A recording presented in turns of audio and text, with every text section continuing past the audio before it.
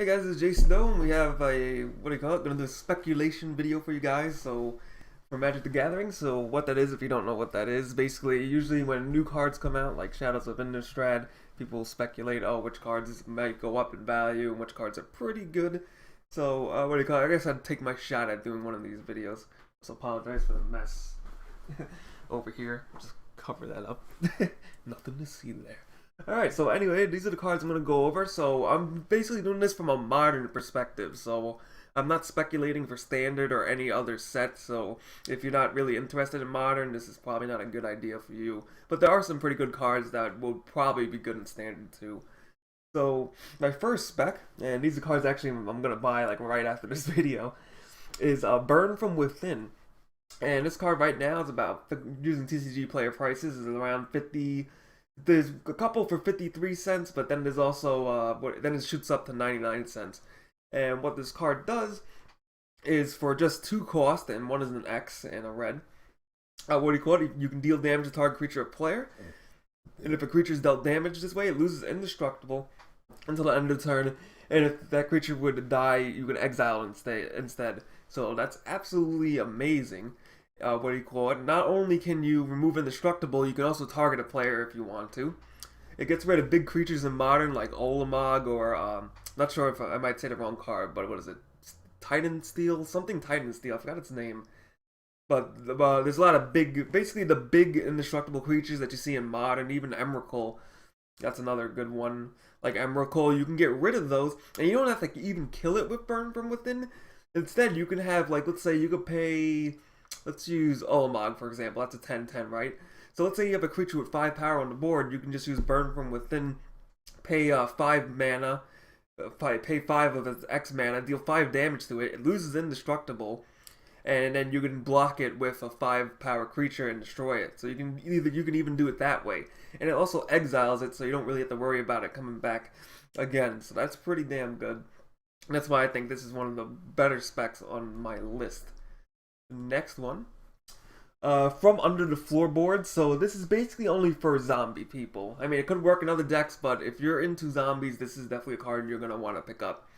So right now, it's going for about 99 cents. And it's a rare. And what it does is for 5 cost, 3 colorless, 2 black mana. What do you call it? You can put 3 2/2 black zombie creatures onto the battlefield tapped, and you gain 3 life. So instead, you could play its Madness cost. Now this is where it gets pretty interesting. You can discard the card using Madness, and instead of putting 3 zombie tokens, you can put as many as you want, depending on how much mana you have. But you only gain 1 life per mana. So you gain a little bit less life, but you get to summon a whole bunch more zombies. So that's pretty good. So, what do you call it? So that's a pretty cool card. I mean, being able to swarm a ton of zombies. I mean, it's even called From Under the Floorboards, and the art looks pretty cool. I mean, it's like some Walking Dead type shit. Just send them all in. It's going to be a hilarious card. And, I mean, even if it doesn't go up in price or anything, this is definitely one of the fun cards I would definitely pick up. Next card, a little bit unsure about this card. Exonerable Blob. It's a 3 cost 3/3, which is not that great for the green archetype, or whatever you want to call it, but its Delirium is whenever it attacks, if there are 4 more creature types in your graveyard, put a 3/3 Ooze token creature onto the battlefield tapped and attacking. So that's pretty good, because this thing pumps out 3/3 tokens. That's pretty huge, and in Modern, this can see some play in some green stompy decks, or any green aggro decks, as this makes more green tokens. So, I mean, essentially, you're kind of getting a 6... Yes, basically, essentially, you're getting a 6/6 for 3, which is pretty good. Unless your opponent removes it. So if your opponent doesn't remove it, you're paying 3 for a 6/6 and 2 separate bodies. So that's pretty awesome. I'm actually only going to buy one of these because I'm not 100% sure, but definitely a very good effect. Our next card, I think this card, Soul Swallower, is going to be in the... what do you call it? What do you call those things? Intro packs. So this card won't be going up in price, really. I mean, there could be a chance, like in Magic Origins, that one I think the red intro pack, that guy shot up for some reason. So this could happen in this one, but I kind of doubt it. But this is a very good card, and right now it's only going for like 20 to 30 cents. And it's a 4 cost card, and it has Trample. It's a worm, and I love worms. And it has Delirium, and the Delirium is you get 3 extra counters on it. So basically, it's a 6/6 with trample for 4 if you have Delirium. So it's pretty good. I mean, it's not as good as the other specs I've been going over, so that's why I'm only buying one. But at like 20 something cents, I don't think it will be this cheap for a long time. So I would definitely, this is one of those I would definitely pick up now if you're thinking about it. Next one, this card is insane. Duskwatch Recruiter. So this card is a 2 cost, 2/2, and its ability is 2 mana and a forest. And look at the top 3 cards of your library. You may reveal a creature card from among them and put it into your hand. Put the rest on the bottom of your library in any order. So this card is a searcher card, which is absolutely cool. And at the beginning of the upkeep, if no spells were cast last turn, you could transform it. So now its transform cost is absolutely insane and can be splashed into almost any deck that has green. Creature spells you cast cost 1 less. They have 1 less cost, and at the beginning of the upkeep, if a player costs 2 or more spells, transform it back. And it's a 3/3. So that's pretty amazing. So if you can keep it to just playing one spell a turn, you're basically getting 1 spell a turn for 1 less every turn. And even if you don't want to transform it, and even if it doesn't transform, you still get a good search ability. And it's so cheap to play. And it's a human warrior werewolf. Like, that covers 3 separate archetypes, so that's pretty damn good. I think, though, most warrior and soldier decks are white, though. I'm not sure if they're green. So, you know, it has 3 different types, so that's pretty good. So, right now, this card's like 30, 40 cents. This is one I'd definitely pick up.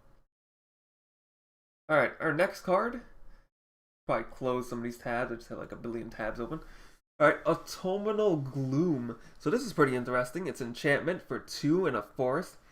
And what do you call it? It has Swamp. Put a top card of your library into the graveyard, but that's pretty much unnecessary because of Delirium. So at the beginning of your end step, if there are 4 more cards in your graveyard, you could transform it and it becomes a Tree Folk, which I absolutely love, so I'm going to be kind of biased on this one. But it has 4/4 trample and hexproof.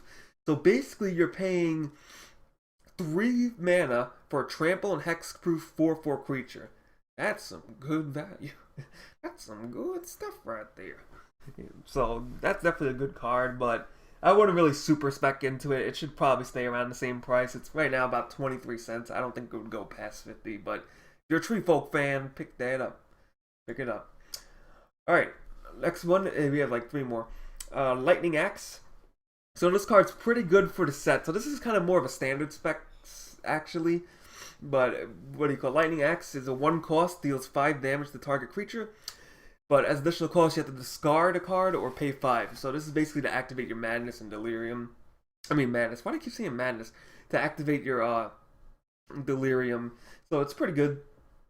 What do you call it? The only other copy is like 50 plus cents, and the copy right now is 23 cents. And this will probably see good standard play, so it will probably go up. So I think it's a safe bet, and it's a very usable card. Next card, what do you call it? Liliana's Indignation. Now, this is just a funny card. I don't expect it to go up too much, but it's an X black, and put the top X cards of your library into the graveyard. A target player loses 2 life for each creature card put into the graveyard in this way. So what you could basically do is you can kind of mill for game depending on how much mana you have. So it's definitely a great kill card, and it's pretty hilarious. It helps with your Delirium. So it's overall a pretty decent card. And it's pretty funny. Right now it's at about 23 cents. So it's not too bad. Next one and last one is Nari's Machinations. Machinations. What do you call it? Actually, I don't think this is the last one. At the beginning of your combat on your turn, target creature gains indestructible until the end of the turn.